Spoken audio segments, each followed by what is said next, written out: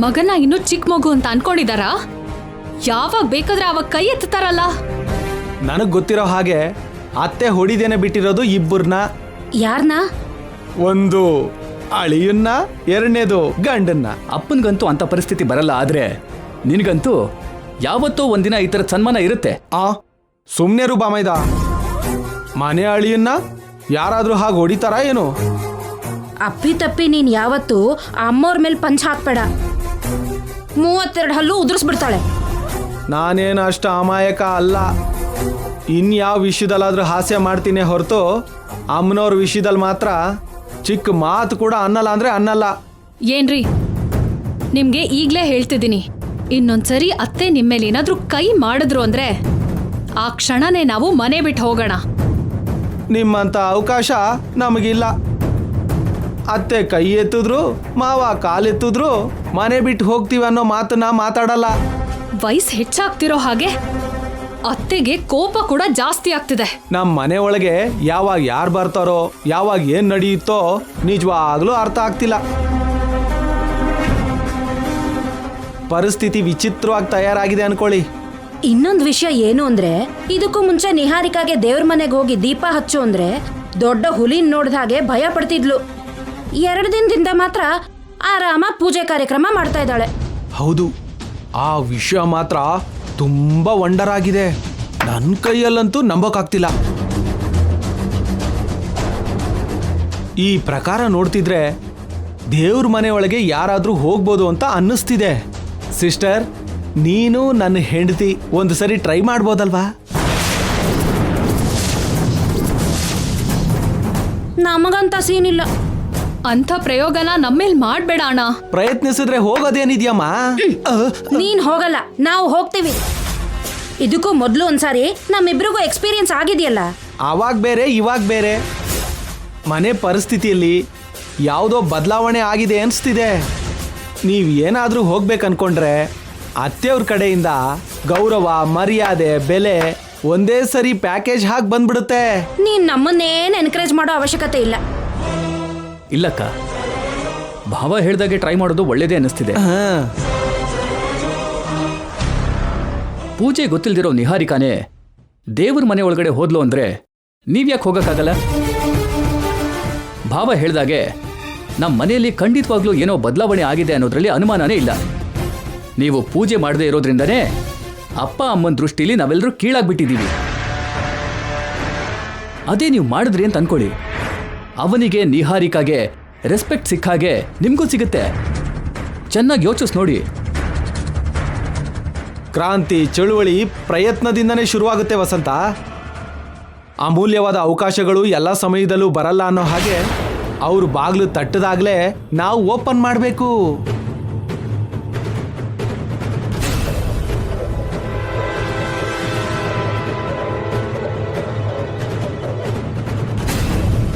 ನಾವು ಹೋಗ್ತೀವಿ. ಅದು ಶಬಾಷ್ ವೀರನಾರಿಯರೇ. ಇನ್ಯಾಕೆ ತಡ, ತಕ್ಷಣವೇ ಹೊರಡಿ ನೀವು. ನಡಿ ಲವಣ್ಯ. ವಸಂತ, ಏನು? ಪತಿರಾಯನ ಆಶೀರ್ವಾದ ತಗೊಳ್ಳೋದಿಲ್ವಾ? ಆಶೀರ್ವಾದ ಮಾಡಿ. ವಿಜಯೀ ಭವ. Lavanya, all the best. Thanks.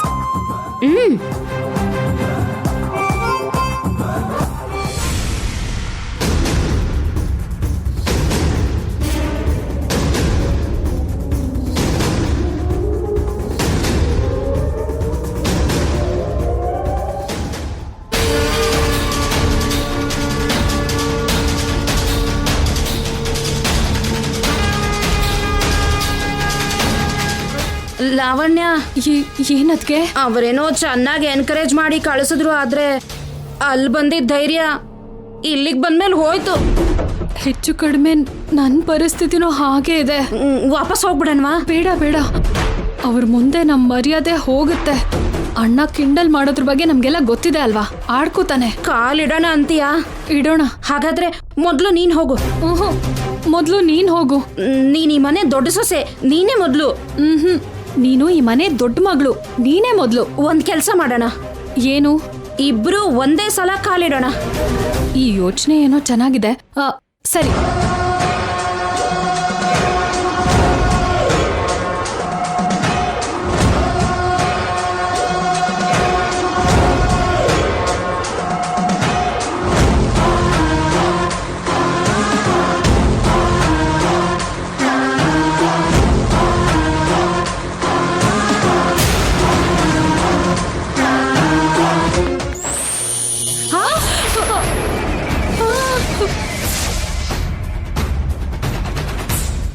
ಪರಿಸ್ಥಿತಿಗಳು ಬದಲಾಗಿದೆ. ಏನೂ ಆಗಲ್ಲ ಅಂತ ಹೇಳಿದ್ರು ಮತ್ತೆ ಬೆಂಕಿ ಬರ್ತಿದೆಯಲ್ಲ.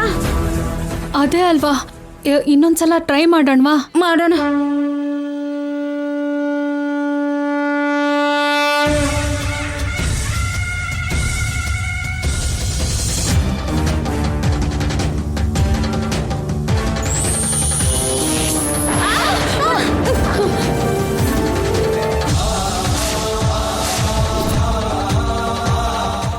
ಅಮ್ಮ,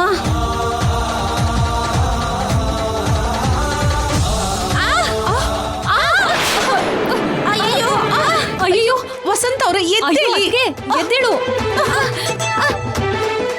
ಅದಕ್ಕೆ ಎದ್ದೇಳು. ಅಮ್ಮ, ಅಯ್ಯೋ ಅಮ್ಮ, ಅಮ್ಮಮ್ಮ. ಈ ಟೈಮಲ್ಲಿ ಯಾಕೆ ರನ್ನಿಂಗ್ ರೇಸ್ ಮಾಡ್ತಾ ಇದ್ದೀರಾ? ರನ್ನಿಂಗ್ ರೇಸ್ ಅಲ್ಲ ನಿಹಾರಿಕಾ, ಎಕ್ಸ್ಪೆರಿಮೆಂಟು. ಎಕ್ಸ್ಪೆರಿಮೆಂಟಾ? ಏನದು? ನಿನಗೆ ದೇವ್ರ ಮನೆ ಒಳಗಡೆ ಕಾಲಿಡಕ್ ಆಗ್ತಿದೆ ಅಲ್ವಾ? ನಾವು ಕೂಡ ಹೋಗೋಣ ಅಂತ ಟ್ರೈ ಮಾಡಿದ್ವಿ. ಹೊಸಲಿನ ಹತ್ರ ಬೆಂಕಿ ಬಂತು. ಹೌದಾ? ಹೌದು ನಿಹಾರಿಕಾ, 2 ಸರಿ ಟ್ರೈ ಮಾಡಿದ್ವಿ, 2 ಸರಿನೂ ಹಾಗೆ ಆಯ್ತು. ಒಳಗಡೆ ಇರೋದು ಡೂಪ್ಲಿಕೇಟ್ ಅಲ್ವಾ? ಮತ್ತೆ ಬೆಂಕಿ ಯಾಕೆ ಬರುತ್ತೆ? ಇನ್ಯಾವತ್ತೂ ಟ್ರೈ ಮಾಡಬಾರ್ದು. ಜಾತಕ ಹೊಂದಾಣಿಕೆ ಆಗಿರೋ ಸೊಸೆಯಾಗಿ ನಾನು, ಇಲ್ಲ ಅಂದ್ರೆ ಅತ್ತೆ, ಅಥವಾ ಅವಾಗ ಅವಾಗ ಪೂಜೆ ಮಾಡುವಂತ ಅವನಿನ ಬಿಟ್ಟು ದೇವ್ರ ಮನೆ ಒಳಗಡೆ ಇನ್ಯಾರೂ ಕಾಲಿಡೋದಕ್ಕಾಗಲ್ಲ. ಇನ್ನೊಂದ್ಸಲ ತಲೆ ಕೆಟ್ಟಿರೋ ತರ ಆಡ್ಬೇಡಿ, ನೀವು ಸುಟ್ಟು ಬೂದಿ ಆಗೋಗ್ತೀರಾ. ಸರಿ, ನಡಿ ಲಾವಣ್ಯ.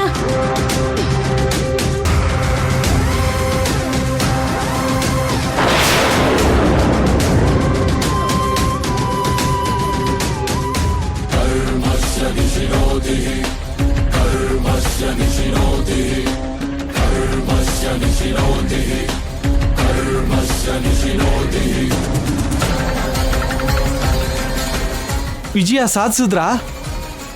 ವೀರ ಸ್ವರ್ಗ ಪಡೀತಿದ್ವಿ. ಏನಾಯ್ತು ಲಾವಣ್ಯ? ಬೆಂಕಿ ಬರ್ತಿದೆ ರಾಧಾ. ಹೌದಾ? ಹೌದಣ್ಣ, ಅಮ್ಮ ಅವ್ರಿಗೆ ಆಸ್ ಇಟ್ ಈಸ್ ಆಗಿ ಶಕ್ತಿ ಇದೆ. ಇನ್ಯಾವತ್ತೂ ನಾವು ಆತರ ಸಾಹಸ ಮಾಡಲ್ಲ.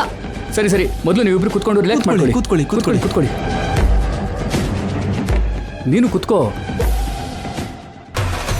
ಬೆಂಕಿ ಬರ್ದೇ ಇರೋದಕ್ಕೆ ಅಲ್ವಾ ನಾನು ಯಾವುದೇ ಭಯ ಇಲ್ದೇನೆ ತುಂಬಾ ಫ್ರೀಯಾಗಿ ಒಳಗಡೆ ಹೋಗ್ತಾ ಇದ್ದೀನಿ. ಇವ್ರಿಗೆ ಮಾತ್ರ ಈ ಥರ ಆಗ್ತಿದ್ಯಾ? ನನಗೂ ಕೂಡ ಹಾಗಾಗತ್ತಾ? ಒಂದ್ಸಲ ಟೆಸ್ಟ್ ಮಾಡೋಣ.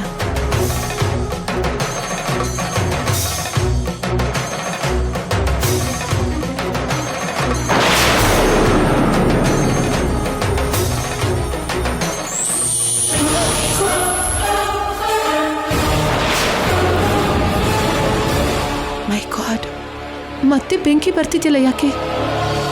ಹೀಗಾಗ್ಬಾರ್ದಲ್ವಾ?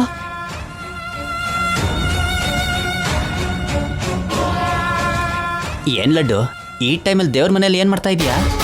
ಕೃಷ್ಣ, ಅದು ಅದು ಭಯ ಪಡ್ದೇನೆ ಅದೇನು ಅಂತ ಹೇಳು. ಒಳಗಡೆ ಕಾಲಿಡಕ್ ಹೋದ್ರೆ ಬೆಂಕಿ ಬರ್ತೈತೆ ಕೃಷ್ಣ.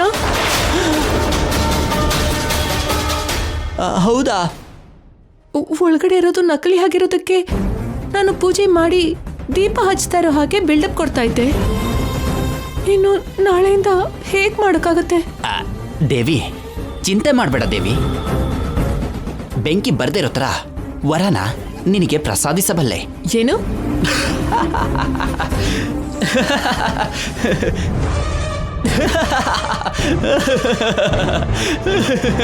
ಏಯ್, ತಮಾಷೆ ಮಾಡ್ತಿದ್ಯಾ ನೀನು? 1 minute ಪ್ಲೀಸ್.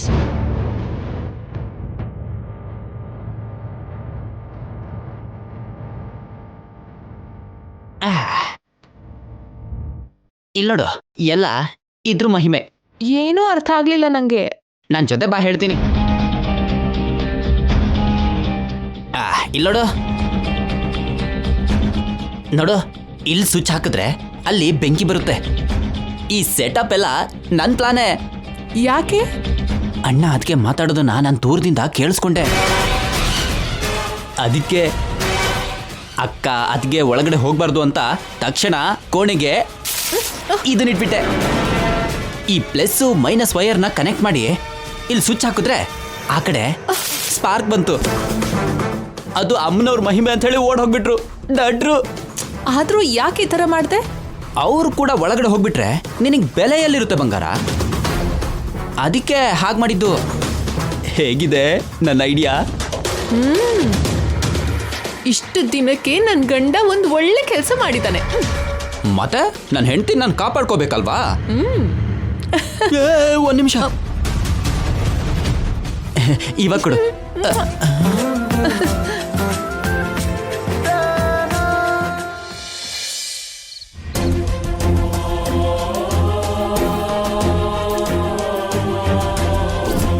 ದುಡ್ಡು ತಗೊಂಬಾ ಅಂತ ಕಳಿಸಿದ್ದಾರೆ.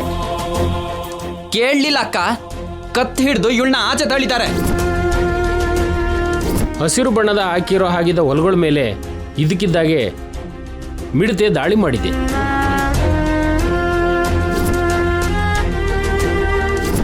ಎಷ್ಟೋ ದಿನಗಳಿಂದ ಮಾಡ್ತಿರೋ ಶೇರ್ಸ್ ಬಿಸ್ನೆಸ್ ಎಲ್ಲ ಲಾಸ್ ಆಗೋಯ್ತು. ಅಮ್ನೋರಿಂದ ಏನು ನಡೆಯಲ್ಲ. ಅಮ್ನೋರ್ಗೆ ಪೂಜೆ ಮಾಡೋದು ದಂಡ. ಬಾಯ್ ಮುಚ್ಚು ಅತ್ತೆ. ನಿಜವಾದ ಅಮ್ಮನವರು ಮನೇಲಿ ಇಲ್ಲದೆ ಇರೋದಕ್ಕೆ ಸಮಸ್ಯೆಗಳು ಒಂದಾದ್ಮೇಲೆ ಇನ್ನೊಂದು ಬರ್ತಾನೇ ಇದೆ.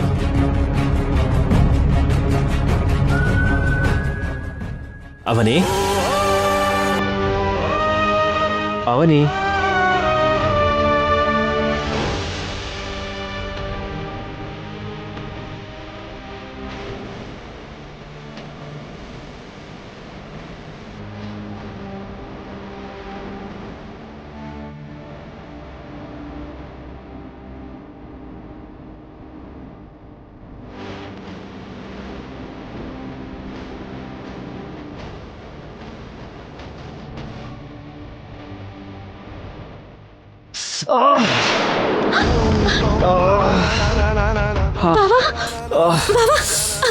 ಏನಾಯ್ತು?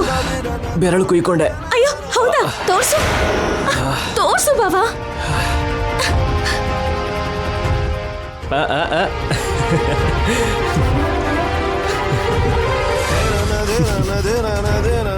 ಯಾಕೆ ನಗ್ತಾ ಇದೀಯಾ?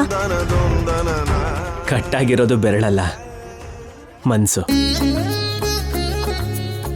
ಅಂದ್ರೆ ನಾಟಕ ಮಾಡಿದ್ಯಾ? ಹೌದು. ಯಾಕೆ ಮಾಡ್ದೆ?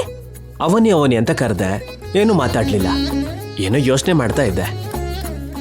ಹೀಗ್ ಮಾಡಿದ್ರೆ ನೋಡ್ತೀಯಾ ಅಂತ ಹೀಗ್ ಮಾಡಿದೆ ಶ್ರೀಮತಿ ಅವರೇ. ಏನ್ ಬಾವಾ ಈ ಕೆಲ್ಸಗಳು? ಎಷ್ಟು ಭಯ ಪಟ್ಟೆ ಗೊತ್ತಾ? ನೀನು ನನ್ನ ಬಗ್ಗೆ ಯೋಚನೆ ಮಾಡ್ಲಿಲ್ಲ ಅಂದ್ರೆ ನಾನೆಷ್ಟು ಬೇಜಾರು ಮಾಡ್ಕೋತೀನಿ ಗೊತ್ತಾ? ಛೀ, ಹೋಗು ಬಾವಾ. ಏನು ಕೋಪ ಬಂತಾ? ಬರಲ್ವಾ ಮತ್ತೆ? ಏನ್ ಮಾಡು ಅಂತೀಯ ಮತ್ತೆ? ಇಂಥ ಚೇಷ್ಟೆ ಕೆಲಸ ಮಾಡಲಿಲ್ಲ ಅಂದ್ರೆ ಹತ್ರ ಬರಲ್ಲ ಅನ್ನಿಸ್ತು, ಅದಕ್ಕೆ ಹೀಗೆ ಮಾಡಿದೆ. ಆದರೂ ನನ್ನ ನೋವು ನಿನಗೆ ಹೇಗೆ ಅರ್ಥ ಆಗತ್ತೆ ಬಿಡು. ನಿಂಗೇನ್ ನೋವು? ನನ್ನ ನೋವನ್ನ, ನನ್ನ ವಿರಹ ವೇದನೆನ ವರ್ಣಿಸೋದಕ್ಕೆ ಗಂಟೆ ಹೊತ್ತು ಸಾಕಾಗಲ್ಲ, ದಿನಗಳೇ ಬೇಕು. ಅಂದವಾದ ಹೆಂಡತಿ ಕಣ್ಣೆದುರಿಗೆ ಇರ್ತಾಳೆ, ಆದ್ರೆ ಮುಟ್ಟೋಕೆ ಆಗ್ತಿಲ್ಲ. ಅಂದವಾದ ಸೊಗಸು ನನ್ನ ಮುಂದೆನೆ ನಡೀತಿರತ್ತೆ, ಆದ್ರೂ ಹಿಡ್ಕೊಳಕ್ಕಾಗಲ್ಲ. ಹೆಸರಿಗೆ ಅಂದವಾದ ಹುಡುಗಿನ ಮದ್ವೆ ಆಗಿರೋ ಅದೃಷ್ಟವಂತ. ಆರಾಧಿಸೋದನ್ನ ಬಿಟ್ರೆ ಆ ಅಂದ ನನಗೆ ಸಿಗದೆ ಇರೋಷ್ಟು ದೂರದಲ್ಲಿರತ್ತೆ. ಇದಕ್ಕಿಂತ ನೋವು ಯಾವ ಗಂಡಸಿನ ಜೀವನದಲ್ಲಾದ್ರೂ ಇರುತ್ತಾ ಹೇಳು? ನನ್ ಮೇಲೆ ತುಂಬಾ ದೊಡ್ಡ ದೊಡ್ಡ ಆರೋಪಗಳನ್ನ ಮಾಡ್ಬೇಡ. ಆರೋಪ ಅಲ್ಲ, ನಿಜ ಇದು. ಅಲ್ಲ, ಸುಳ್ಳು. ಅಲ್ಲ, ನಿಜ. ನೀನ್ ಹೇಳಿದ್ದು ನಿಜ ಅಲ್ಲ ಅಂತ ನಾನ್ ಯಾವ ರೀತಿ ಪ್ರೂವ್ ಮಾಡ್ಕೊಳ್ಳಿ? ಯಾವ ರೀತಿಲಿ ಅಂದ್ರೆ,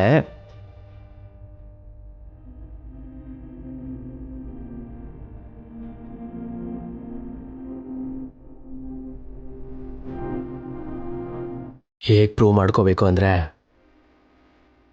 ಹೀಗೆ ಕಣ್ಣಲ್ಲಿ ಕಣ್ಣಿಟ್ಟು ನೋಡ್ತಾ, ಹೀಗೆ ಬೆಚ್ಚಗೆ ನಿನ್ನ ತೋಳಲ್ಲಿ ಬಂದಿ ಆಗ್ತಾ, ಆಮೇಲೆ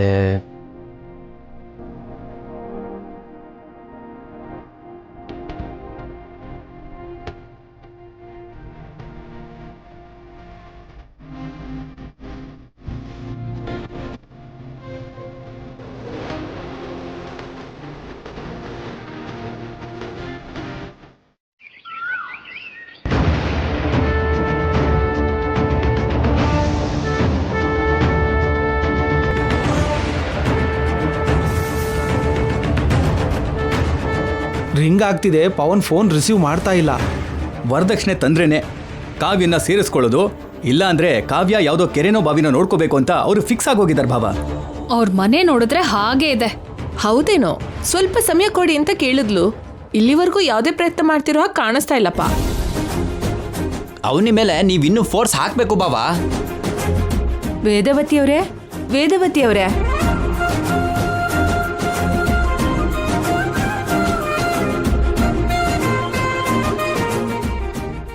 ಏನ್ರಿ, ಏನ್ ವಿಶೇಷ?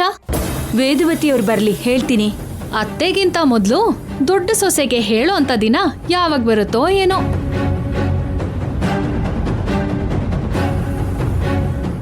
ಏನ್ರಿ, ನಾಳೆ ನಮ್ಮನೇಲಿ ಸುದರ್ಶನ ನರಸಿಂಹ ಯಜ್ಞ ಮಾಡಿಸ್ತಾ ಇದ್ದೀವಿ. ನೀವೆಲ್ಲರೂ ಕುಟುಂಬದ ಸಮೇತ ಬರ್ಬೇಕು. ಆಗ್ಲಿ, ಬರ್ತೀವಿ.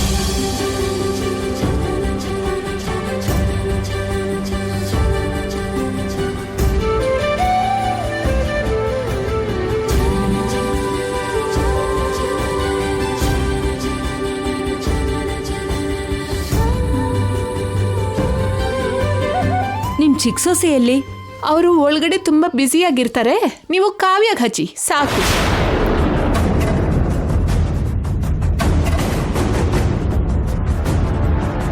ಏನಮ್ಮ ಕಾವ್ಯ, ನಾವು ಕೇಳಿಸ್ಕೊಂಡಿದ್ ನಿಜನಾ? ಏನ್ ಕೇಳಿದ್ರಿ? ನಿಮ್ ಅತ್ತೆ ನಿನ್ನ ಆಚೆ ಹಾಕದ್ರಂತೆ.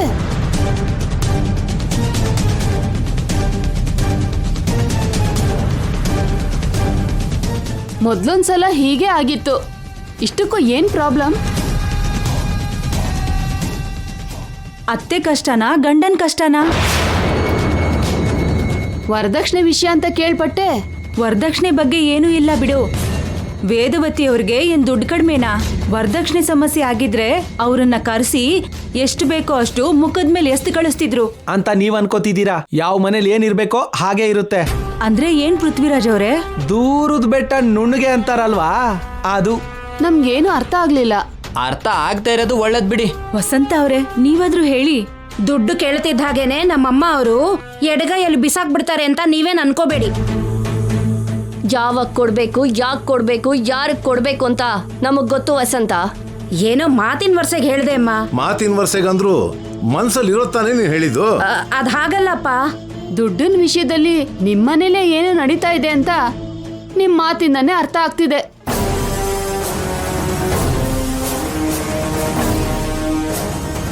ಅತ್ತೆ ಮನೆಯವ್ರ ಕೋರಿಕೆನ ಈಡೇರಿಸದೆ ಹೋದ್ರೆ ಹೆಣ್ಮಕ್ಳ ಜೀವನ ನಾಶನೇ, ಅದ್ರಲ್ಲಿ ಸಂದೇಹನೇ ಇಲ್ಲ.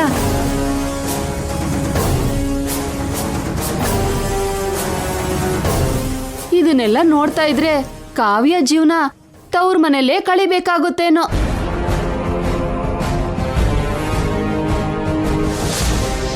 ಇಲ್ಲ ಅಂದ್ರೆ ಇಬ್ರು ಒಂದ್ ನಿರ್ಧಾರ ತಗೊಂಡು ಡೈವರ್ಸ್ ತಗೊಳ್ಳೋದೇ ಒಳ್ಳೇದು.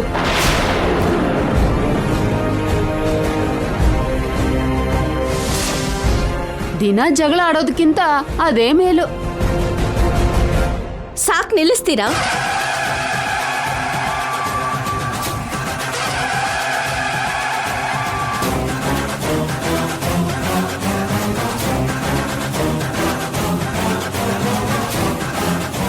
ಹೆಣ್ಮಕ್ಳು ಕಣ್ಣೀರ್ ನೋಡಿ ಸಂತೈಸಿ ಮಾತಾಡೋ ಮಾತಾ ಇದು? ಆಚೆ ಎಲ್ರು ಹೀಗೆ ಮಾತಾಡ್ತಿದ್ದಾರೆ. ಅವರೆಲ್ಲ ಸೆಗಣಿ ತಿಂತಾರೆ, ನೀವು ತಿಂತೀರಾ? ನಿಮ್ ಚಿಕ್ಕ ಸೊಸೆ ಬಾಯಿ ತುಂಬಾ ದೊಡ್ಡದು. ನೀವು ಬಾಯಿಗೆ ಬಂದಾಗ ಮಾತಾಡಿದ್ರೆ ಹೀಗೆ ಇರುತ್ತೆ. ಮತ್ತೆ ಹೆಣ್ಮಗು ತವ್ರ ಮನೆಗ್ ಬಂದ್ರೆ ಹೀಗ ಮಾತಾಡೋದು? ನೀವು ನಿಮ್ ಮನೇಲೂ ಕೂಡ ಹೀಗೆ ಮಾತಾಡ್ತೀರಾ? ಅವರು ಇರೋ ಮಾತನ್ನೇ ಅಲ್ವಾ ಹೇಳಿದ್ದು, ಯಾಕಷ್ಟು ಸೀರಿಯಸ್ ಆಗ್ತಿದ್ಯಾ? ಇರೋ ಮಾತೇನು? ನಾವ್ ಇವ್ರ ಮನೆಗ್ ಹೋಗಿ ಹೀಗ್ ಮಾತಾಡಿದ್ರೆ ಸುಮ್ನೆ ಇರ್ತಾರಾ? ಇವ್ರ ಮನೆಯಲ್ಲಿ ನಿನ್ನಂಥವ್ರು ಇರಲ್ಲ ಅಲ್ವಾ ಅವನಿ? ಏನೇ ಆದ್ರೂ ದೊಡ್ಡವ್ರಿಗೆ ಹೇಳಿ ಮಾಡ್ತಾರೆ, ಸ್ವಂತ ನಿರ್ಧಾರಗಳನ್ನ ತಗೊಳ್ಳಲ್ಲ ಅಲ್ವಾ? ನಿಮ್ಮಲ್ಲೇ ಏನೇನೋ ಇದೆ ಅನ್ಸತ್ತೆ. ನಾವು ಸಿಕ್ಕಾಕೋತೀವಿ. ಬರ್ತೀವಿ ವೇದವತಿ ಅವರೇ. ಹಾ, ಹೊರಡಿ.